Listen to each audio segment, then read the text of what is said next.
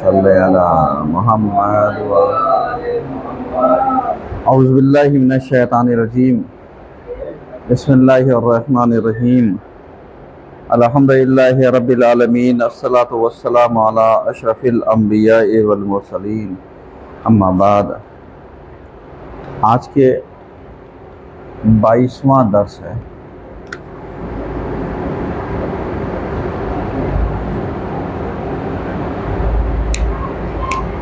اور آج تاریخ جو ہے وہ 3 ہے۔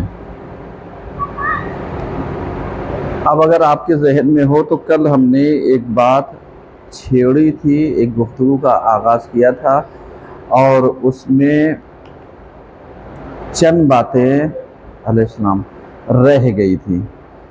جیسے اگر آپ کے ذہن میں ہو تو یہاں پر ایک سوال یہ تھا کہ مقصر کسے کہتے ہیں۔ دیکھیے، اگر ذہن میں کچھ باتیں کل کی ہیں اور کچھ باتیں یعنی جیسے ہمارے عمل سے ظاہر ہوتی ہیں۔ عمل سے کیا ظاہر ہوتی ہے؟ مثلا جیسے اگر ہم کسی نظریات کے مخالف یا موافق ہوئے، کسی بھی نظریات کے، تو ہمیں مخالفت سے پہلے سوچنا چاہیے کیا ہے اور موافقت سے پہلے سوچنا چاہیے کیا ہے، کیونکہ اللہ نے تقلید کرنے کا اور وہ بھی اندھی تقلید کرنے کا حکم نہیں دیا ہے۔ اس لیے قرآن بار بار جو دعوت دیتا ہے وہ یہی کہ آپ اس کے بارے میں، قرآن کے بارے میں غور و فکر کریں، آپ اس کے بارے میں تدبر کریں، تعقل کریں، تفکر کریں، یعنی سوچیں اور بچاریں۔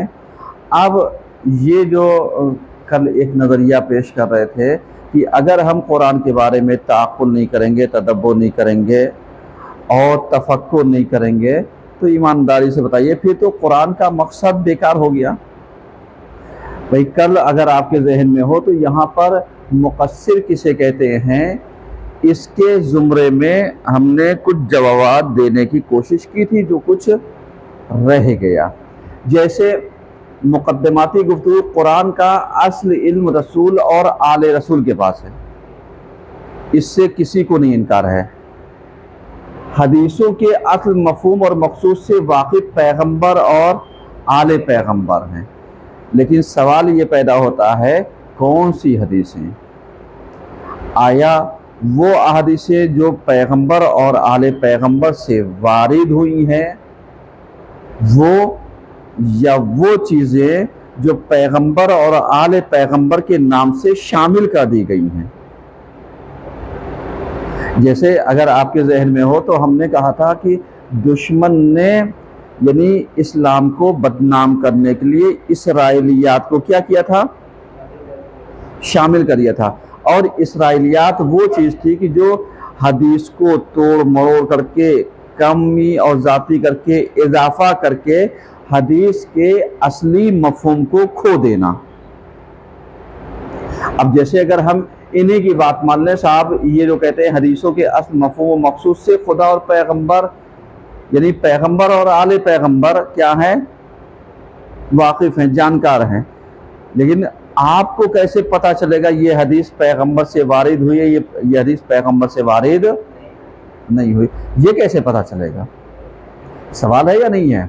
بھئی آپ کہہ رہے ہیں کہ ٹھیک ہے ہم ساری چیزوں کو پڑھ لیں گے، سمجھ لیں گے، حدیثیں ہمارے لیے حجت ہو جائیں گی، جو ظاہر حدیث کہے گی ہم اس کے اوپر عمل کر لیں گے، ٹھیک ہے، یہ تو آپ کہہ رہے ہیں، لیکن کیا آپ نے اس چیز کی طرف کبھی آپ نے غور و فکر کرنے کی کوشش کی کہ کیا آپ کو پتہ چلے گا کون سی حدیث پیغمبر سے وارد ہوئی اور کون سی حدیث پیغمبر سے وارد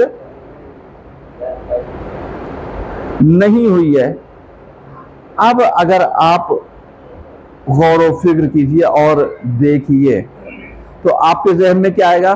آپ کے ذہن میں یہی آئے گا کہ صاحب پیغمبر کا زمانہ لے کر کے اور آ کر کے تقریباً 100 سال تک جب منع حدیث تھی تو اب ایسے موقع پر جو بنی امیہ یا بنی عباس یا ان جیسے اور بھی ان کے حوالی موالی جو پیسے کی بنیاد پر حدیثوں کو گڑھ کر کے مقابلے میں اہل بیت کے لا کر کے بیان کر دیتے تھے، اس زمانے میں تو ہم اور آپ تھے نہیں۔ اب جب اس زمانے میں ہم اور آپ نہیں تھے تو وہ آپ کہتے ہیں ساری حدیثیں حجت ہے، کیسے پتا چلے گا کہ صاحب کون والی حدیث گڑھی ہوئی ہے اور کون والی حدیث ریل میں بیان کی ہوئی ہے؟ سمجھ نہیں آ رہا ہے؟ تو اب اس کا مطلب کہیں نہ کہیں آ کر کے حدیث میں اشکال تو ہوا۔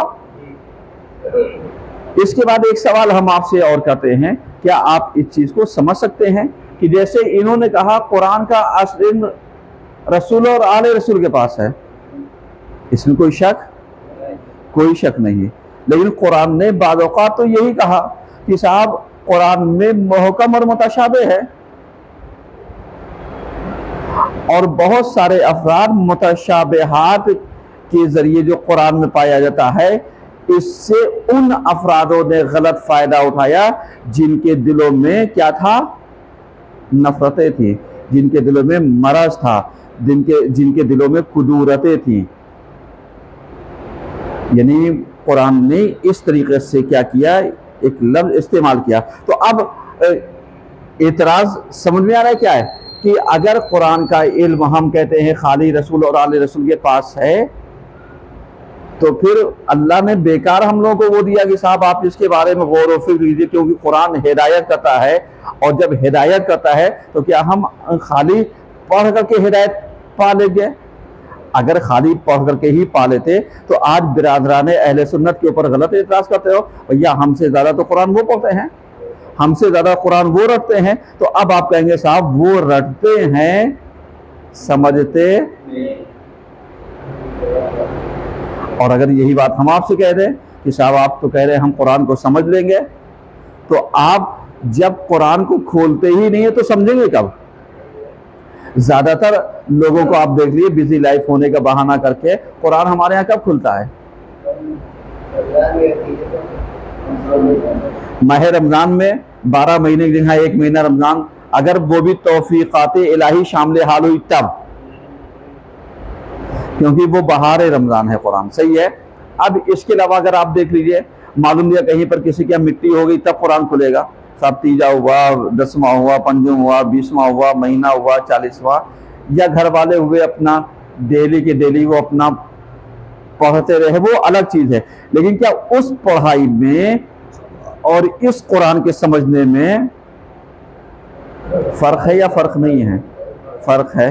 اب جیسے اگر آپ کے ذہن میں ہو تو کل ہم نے ایک مثال دی تھی، جیسے کمپنی ایک موبائل بناتی ہے، تو جو کمپنی موبائل کو چلانے کے لیے، اس کے فنکشن کو آپریٹ کرنے کے لیے جو کوڈنگ کرتی ہے، کیا اس کوڈنگ سے آپ جانکاری رکھتے ہیں؟ نہیں رکھتے ہیں۔ تو پتہ چلا جو کوڈنگ ہے وہ اصل ہے، اور جو آپ کو چلانے کے لیے گیا وہ عمومی استعمال کے لیے ہے۔ تو اب اگر کمپنی والے یہی کہہ دیتے صاحب تم اس کو چلا نہیں سکتے ہو، تو پھر موبائل بنانے کا فائدہ کیا تھا؟ موبائل بنانے کا فائدہ کیا تھا؟ اب ایسے ہی آپ کہہ رہے ہیں صاحب قرآن کا اصل اللہ کے پاس اور رسول اور آل رسول کے پاس ہے۔ بھیا آج غیبت امام زمان علیہ السلام میں ہم زندگی بسر کر رہے ہیں، صحیح ہے نا، غیبت میں زندگی بسر کر رہے ہیں۔ اب ایسے موقع پر پھر اس قرآن کا ہمیں کیا فائدہ ملے گا؟ بالکل یہ تو ویسے ہی بچوں والی باتیں ہو گئی، جیسے کوئی بچہ بہت زیادہ ٹیلنٹڈ ہو اور اس کے بعد کہے مجھے اسکول جانے کی ضرورت ہی نہیں، کہا کیوں؟ کہا اس لیے ساری کتابیں لے آؤ، ہم نیٹ سے پڑھ لیں گے اور ایگزام دے دیں گے۔ آپ بتائیے اگر کوئی ایسا بچہ دعویٰ کرتا ہے کہ نہ ہمیں انسٹیٹیوٹ جانا ہے، نہ کوچنگ جانا ہے، نہ اسکول جانا ہے، نہ کالج جانا ہے، نہ یونیورسٹی جانا ہے، کہیں نہیں جانا ہے، نہ کسی استاد کے پاس جانا ہے، کہا صاحب ہم آٹومیٹک طور پہ پڑھ لیں گے، تو آپ کیا کہیں گے؟ اس کے دماغ چل گیا ہے۔ تو کیا یہ ممکن ہے کہ جو بغیر کسی استاد کے سمجھ لے؟ نہیں سمجھ سکتا۔ تو اب آپ کہہ رہے ہیں کہ صاحب یہ ٹھیک ہے، ہم مان لیتے رسول اور آل رسول کے پاس ہے، اللہ کے پاس ہے، لیکن آج غیبت کبریٰ کے دور میں ہم کیا کریں؟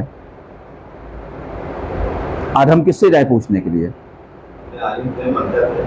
حدیثوں کا اصل مفہوم اور مقصود سے واقف پیغمبر اور آل پیغمبر کو۔ حدیثیں لا کر کے گڑھ لی گئی، بیچ میں حدیثوں کو بہت زیادہ لا کر کے اسرائیلیات داخل کر دی گئی۔ اب اسرائیلیات داخل تو کر دی گئی، لیکن ہم اس کو سمجھنے کے لیے کیا ہم نے علم رجال پڑھا؟ راویوں کے احوال دریافت کرنے کے لیے، عربی کو سمجھنے کے لیے علم بلاغت پڑھا، قرآن اور حدیث کے علم کو سمجھنے کے لیے عربی زبان سے آشنائی ہے، ادبیات عرب چاہے وہ نحو ہو یا صرف ہو، اس سے آشنائی ہے نہیں؟ تو پھر آپ کیسے کہہ سکتے ہیں کہ صاحب آپ حدیثیں لا کر کے، اس کے بعد کمال کی بات یہ ہے، کہتے ہیں حدیثیں سب سمجھ سکتے ہیں۔ کہا کیسے؟ کہا جیسے ابھی میں ایک حدیث پڑھتا ہوں، بتائیے سامنے والے سمجھ آئے گا۔ جیسے میں کہہ دوں صاحب انا مدینۃ العلم والی بابھا، کہیں گے آپ کی سمجھ آئی؟ کہیں گے بالکل سمجھ آئی۔ ابھی ہم کہتے ہیں صاحب انا و علی من نور ماہر، آپ کی سمجھ میں آئی؟ کہا اس کا مطلب یہ ہے کہ حدیثیں ہم سمجھ سکتے ہیں۔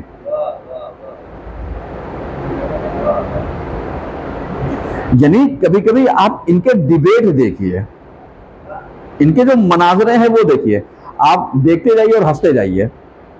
مطلب ایسے ہی دو چار حدیثیں جو شہرت رکھتی ہیں، اس کو لا کر کے بیان کر دیا جائے، اور بیان کرنے کے بعد یہ کہا جائے کہ دیکھیے آپ سمجھ رہے ہیں انا مدینۃ العلم والی بابھا سے کیا مراد ہے؟ کہا ہاں۔ کہا دیکھیے یہ تو سمجھ گئے۔ کہا ان سے پوچھئے صاحب یہ سمجھ گئے حسین منی و انا من حسین؟ کہا ہاں سمجھ گئے۔ کہا جب سمجھ گئے تو بتائیے کیا حدیثیں ہم نہیں سمجھ سکتے؟ سمجھ سکتے ہیں۔ بالکل ویسے ہی جیسے کسی کو نماز پڑھنے کے لیے 2-3 سورہ یاد ہو، الحمد ہو، انا آتینا، قل اللہ یاد ہو، انا انزلنا یاد ہو، اس کے بعد وہ دعویٰ کرے صاحب ہم نے تو پورا قرآن سمجھ لیا، سمجھ لیا، ہم نے پورا قرآن پڑھ لیا۔ تو کیا واقعی مطلب ایک وہ انسان کی جس نے قرآن نہیں پڑھا لیکن وہ نماز کے واجبات کے لیے، نماز پڑھنے کے لیے الحمد کا سورہ یا انا آتینا، قل اللہ یا دوسرے سورہ اسے یاد ہے، چند سورہ زبانی یاد ہے، اب یہ زبانی چند سورہ یاد ہونے کی بنیاد پر یہ دعویٰ کر سکتا ہے صاحب میں قرآن سمجھ سکتا ہوں؟ سمجھ میں آ رہا ہے کہ اعتراض کہاں پر ہے یا نہیں آ رہا ہے؟ یہی ہے نا، کوئی اعتراض نہیں۔ کل آپ کچھ سوال کر رہے تھے وہ اپنے برادر سے، ارے وہی مطلب کیا کر رہا تھا؟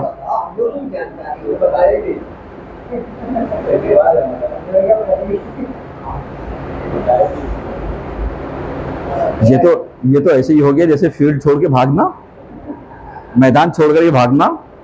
یا علمی میدان میں میدان چھوڑ کے نہیں بھاگا جاتا، یا تو کہیے مجھے آتا ہے یا کہیے مجھے نہیں آتا۔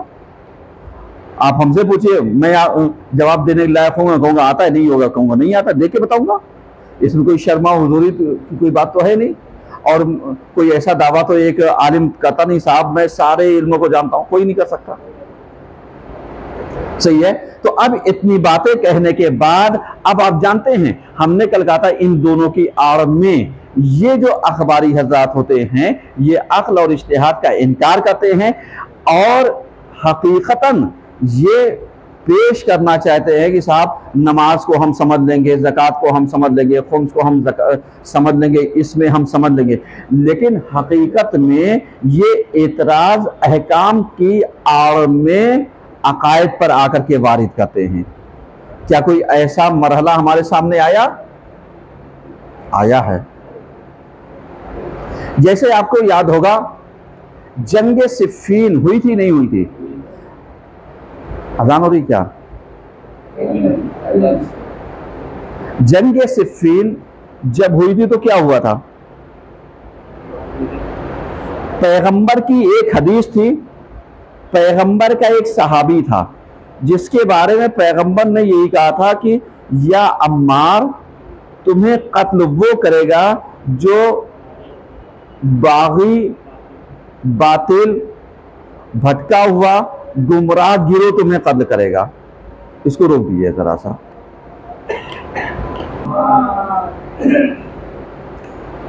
یہ صفین کے بارے میں سب جانتے ہیں، لیکن صفین میں پیغمبر کی حدیث یہی تھی کہ یا عمار آپ کو جو ہے وہ گروہ باطل جو ہوگا وہ قتل کرے گا۔ اور جب عمار جنگ صفین میں شہید کر دیے گئے تو ایمانداری بتائیے دشمن کے ہتھ کنڈے کیا تھے؟ کہنے لگے صاحب اگر یہ علی عمار کو میدان میں نہ لائے ہوتے تو یہ قتل ہی نہ ہوتے. یعنی آپ بتائیے کتنی اچھی بات ہے.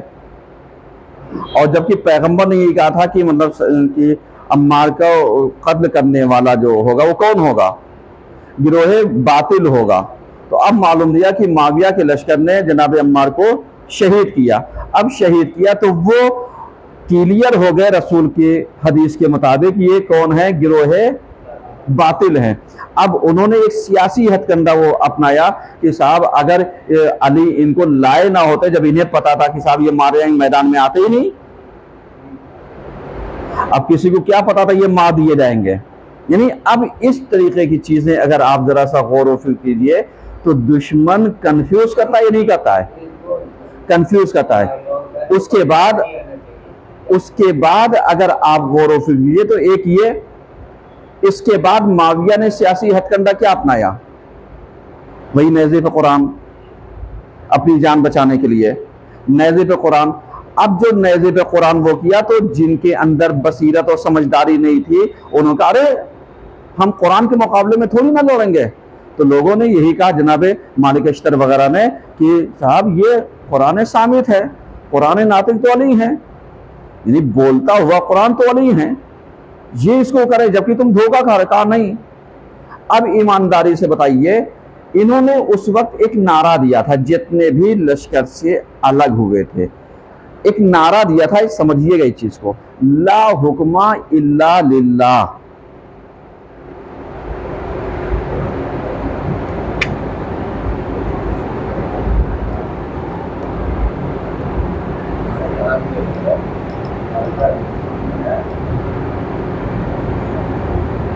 لا حکم الا للہ، یعنی یہ کہہ رہے تھے کہ ہم کوئی بھی حکم نہیں مانیں گے سوائے اللہ کے حکم. ہم کوئی بھی حکم نہیں مانیں گے سوائے اللہ کے. اب ذرا سا آپ پہچانیے کہ لا حکم الا للہ یعنی ہم کوئی بھی حکم نہیں مانیں گے سوائے اللہ کے. یہ اخباریوں کا نظریہ کیا ہے؟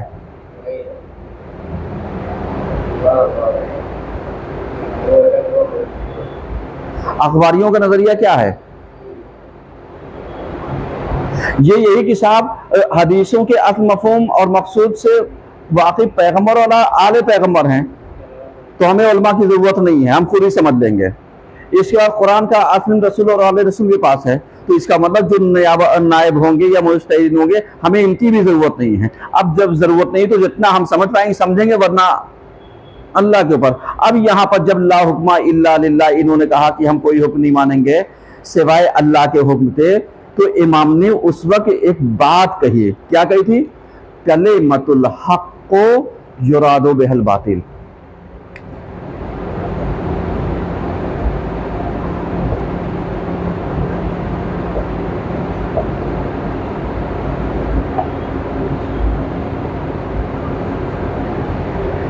یعنی امام نے کیا کہا؟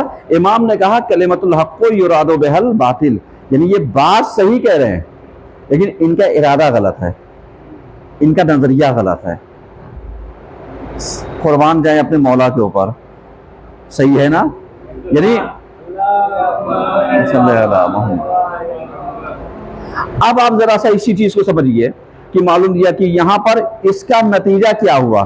اس کا نتیجہ یہ ہوا کہ انہوں نے بآسانی اپنے دامن کو دامن علی سے چھوڑا دیا اور یہ کہہ کے چھوڑا دیا کہ یہ بھی لڑ گئے ہیں یہ بھی لڑ گئے ہیں. میری نظر میں دونوں غلط ہیں،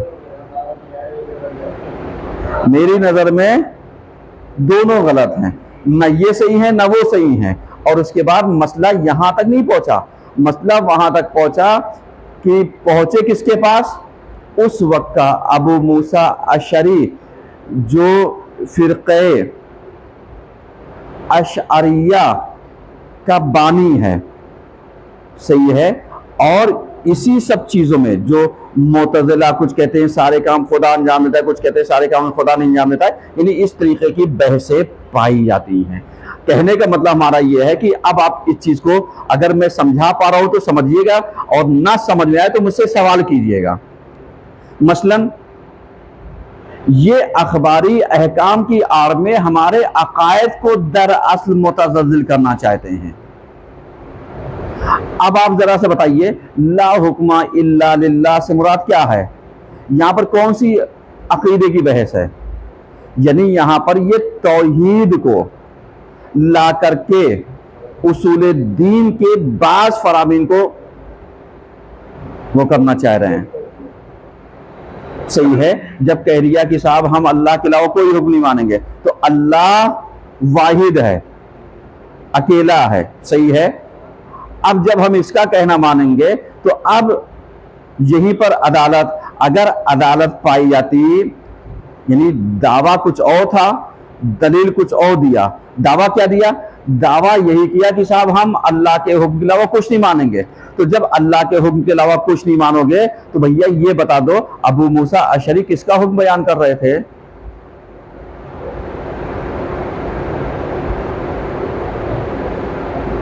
بتائیے آپ ذرا سا، ابو موسیٰ اشعری کون سے پیغمبر تھے؟ کون سے نبی تھے؟ کون سے امام تھے؟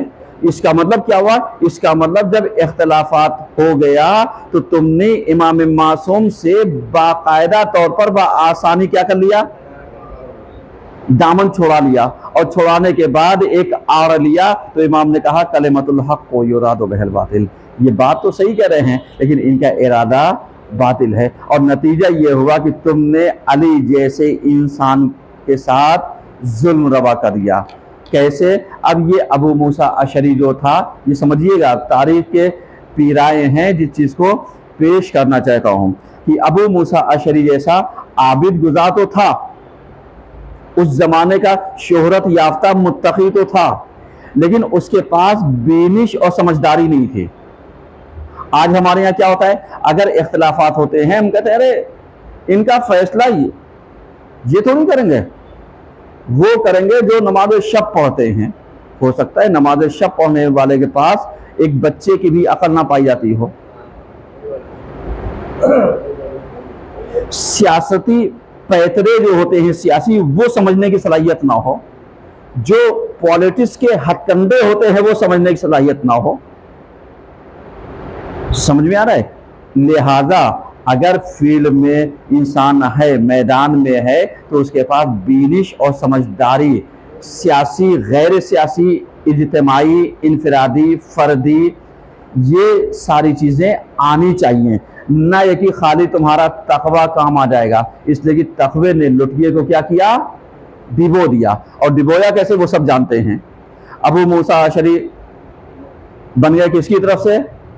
کہا صاحب مولا کائنات کی طرف سے یہ بن جائیں اور ادھر سے وہ آ جائیں، اور اس کے بعد کہا نہیں مولا کائنات کی طرف سے یہ آئیں گے مالک اشتر کا فیصلہ تو یہ کریں گے۔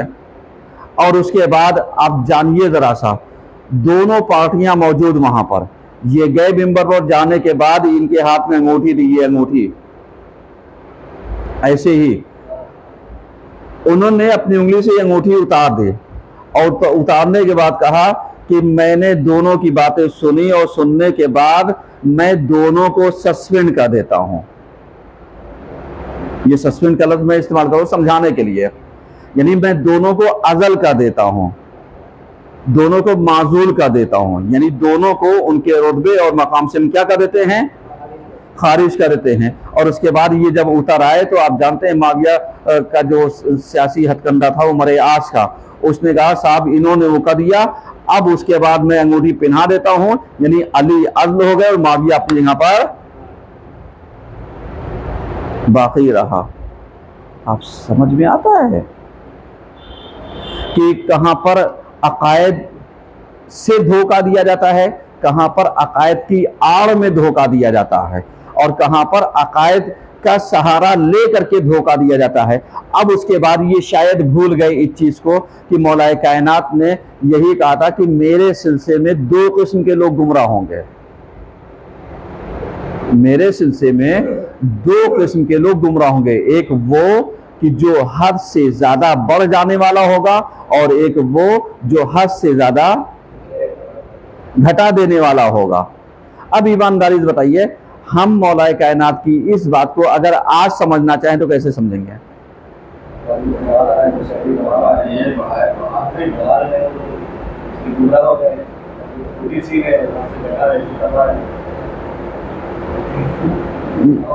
نہ یہ چھوٹی شین ہے، نہ یہ سین میں آئیں گے، نہ بڑی شین میں آئیں گے. سمجھ رہے ہیں؟ اس وقت جو عقائد کو آج ہمارے یہاں خطرہ ہے وہ کسی اور سے نہیں ہے، ہمارے اپنے اندر جو پیدا ہونے والے انحرافی فکروں کے جو مالک ہیں، جو باہر سے فنڈنگ لیتے ہیں اور یہ جو ہیں ان نظریات کو کیا کرتے ہیں؟ رائج کرتے ہیں، اور دو چار صحیح باتوں میں ایک غلط نظریہ پیش کر دیتے ہیں اور لا کر کے یہی رکھ دیتے ہیں کہ صاحب ہم تو پیدا ہی ہوئے ہیں کس چیز کے لیے؟ آڑ لیا دعائے زہرا کا، اور اس کے بعد سہارا لیا کس چیز کا؟ اس چیز کا. اس کے بعد کہا گیا کہ ہم تو رونے اور رلانے کے لیے پیدا کیے گئے ہیں، جبکہ قرآن کیا کہتا ہے؟ وَمَا خَلَقْتُ الْجِنَّ وَالْإِنسَ إِلَّا لِيَعْبُدُونَ. آپ ایمانداری سے بتائیے قرآن نے کیا کہا؟ پیدا کس لیے کیا؟ وَمَا خَلَقْتُ الْجِنَّ وَالْإِنسَ إِلَّا لِيَعْبُدُونَ. اب ایمانداری بتائیے یہ جتنے دعوے دار ہیں، میں اس کا منکر نہیں ہوں کہ جناب سیدہ کی دعا غلط ہے، نہیں، وہ اپنی جگہ پر ہے، لیکن اس کے آڑ میں جو غلط فکروں کو رائج کر کے گمراہی کے ایک باب کو کھول رکھا ہے کہ صاحب ہم تو رونے اور رلانے کے لیے پیدا ہوئے اور بقیہ ہمارا کوئی کام نہیں ہے. تو اگر اللہ کو رونا اور رلانا ہی ہوتا تو فرشتے کافی دے رونے اور رلانے کے لیے. کیا ضرورت تھی تمہیں پیدا کرنے کے لیے، اور کیا ضرورت تھی تمہیں آزمانے کے لیے؟ سمجھ میں آ رہا ہے؟ اب اس کے بعد امام کے سلسلے میں دو باتیں آئیں، یعنی میرے سلسلے میں وہ انسان گمراہ ہوگا. امام نے کیا کہا؟ اب اس کو ذرا سا سمجھیے گا، ذرا سا بھیگو کر کے دیں.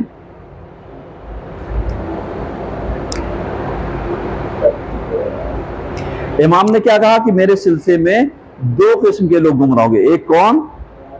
ایک جو بڑھانے والا غالی، اور دوسرا قالی. قالی دونوں چل رہے ہیں، اس میں بھی ڈالی گئی ہے اس میں، لیکن پتہ نہیں کیسے وہ ہے. لا بیٹا میں دے دو.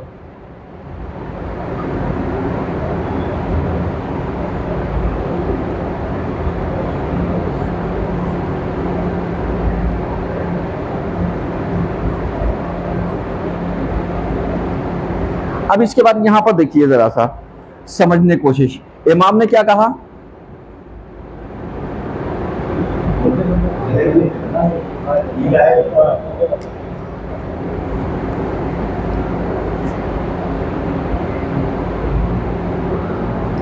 یہ سوکھ جا رہا ہے میرے خیال سے ہوا سے کچھ، ہاں یہ سوکھ جا رہا ہے جلدی.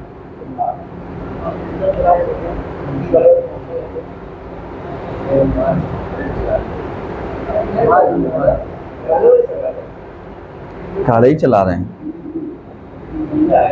سوکھ گیا یہ سوکھ گیا اتنی دیر میں. سمجھ میں آ رہا ہے؟ تو کہنے کا مطلب یہ ہے کہ امام کیا کہتے ہیں؟ میرے سلسلے میں دو قسم کے لوگ گمراہ ہوں گے. دیکھیے اگر آج 2-4 منٹ زیادہ ہو جائے تو کوئی حرج نہیں، لیکن میں اس سرے تک لانا چاہتا ہوں جہاں پر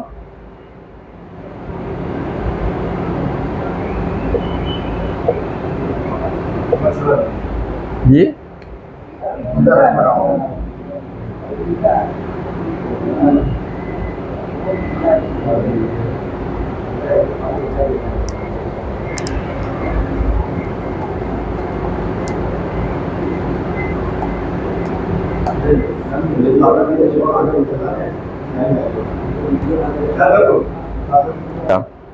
امام نے کیا کہا؟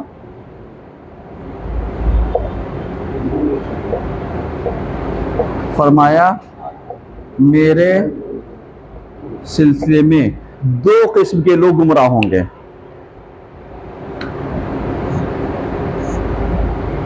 ایک غالی اور ایک قالی. یہ उसके लफ्ज हैं रिवायतों के। अब आप समझते हैं इमाम ने क्या कहा, गाली, गाली यानी हद से ज्यादा बढ़ाने वाला, जैसे नुसैरी और इला आखिर बहुत सारे इसी जुमरे में आते हैं। इसके बाद काली यानी ये कहते हैं मुकस्सिर। अब आप इस चीज को समझ रहे हैं, यानी ये अपने नजरिया से जिस चीज को जाहिर करना चाहते हैं वो जानते हैं क्या, वो यही कि ये काली, तो इन्होंने इन रिवायत के जो जुमले हैं इसका इस्तेमाल नहीं किया, इसका तर्जुमा करके अलग से ला करके वो कर दिया। इसके आड़ में जो आवाम समझ नहीं सकती कि मुकस्सिर किसे कहते हैं, वो दर हकीकत यानी अपने आप को या तो वो गाली पेश करते हैं, और ये सही है जो उसूलियीन है उनको उठा करके वो काली कहते हैं, और काली ये मुकस्सिर। और उसके बाद कहते हैं देखा, यानी इन्होंने यानी हमारे अइम्मा के हक को गस्ब कर लिया। चूंकि काजी क़ुज़ात की कुर्सी पर बैठने का अधिकार किसे था, रसूल और आले रसूल को। आज फैसला कौन कर रहा है, मर्जा मुज्तहिदीन। फतवा कौन दे रहा है, ये कहा देखा, ये हम इसीलिए इनको नहीं मानते, हम इसीलिए इनको वो नहीं कहते। क्यों, क्योंकि ये उनकी जगह पर आ गए हैं। तो अब इस नजरिए की आड़ में काली मुकस्सिर किसे कहते हैं, यानी कोताही करने वाला, कमी और कास्ती करने वाला। अब अखबारियों का नजरिया जरा सा समझिएगा इस चीज को कि मुकस्सिर के आड़ में ये दर हकीकत नाजेबा कलमात किसके बारे में कहलवाना चाहते हैं,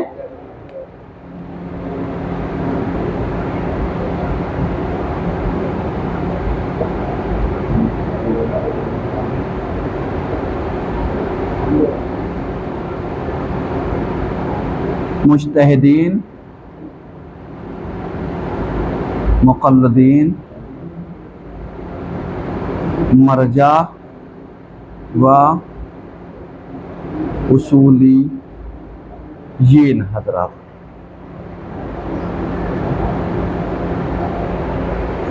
इनको ये कहते हैं साहब ये लोग एकदम गलत है। क्या, क्यों कहा, इसलिए कि ये मुकस्सिर हैं। अब जब मुकस्सिर हैं तो इनके मतलब ये होता है क्योंकि ये जो हैं इन्होंने मौलाए कायनात के हक को क्या कर लिया है, घटा दिया है। समझ में आ रहा है। तो अब नजरिया कहां पर ले जाकर के लोगों को गुमराह कर रहे हैं, कैसे, जबकि हकीकत यह है कि अगर आपने गौर किया हो तो इमाम ने यही कहा था कि इनकी बात तो सही है लेकिन इनका इरादा क्या है, गलत है। यही चीज इनके बारे में कही जाए तो तारीख के बहुत सारे वो आशोबात जो आज फिजाओं में लहर रहे हैं, उन आशोबात को अगर क्लियर कर दिया जाए तो पता चल जाएगा कि गुमराह असली कौन है। जाकर के नहरवानियों के नजरियात पढ़े जाएं, जाकर के सिफ़ीन में आने वाले जो ग्रुप थे उनके नजरियात पढ़े जाएं, फिर आकर के मोतज़िलीन के, इनके फला ढिमक और जितने भी थे इनके नजरियात पढ़ो, तब आकर के बताना काली कौन था और गाली कौन था। ना कि इनके आड़ में तुम आकर के उलमा मुज्तहिदीन और इनको उनको वो कर दो। और उसके बाद कितने सारे ऐसे ही थे कि मैं इनसे एक सवाल करता हूं, जैसे इन्होंने ये चीज को कह दिया कि साहब आप कह रहे हैं कि कुछ नहीं, हम दुआए ज़हरा हैं, दुआए ज़हरा हो तो तुम्हारी भी जिम्मेदारी, जब दाइश आया था,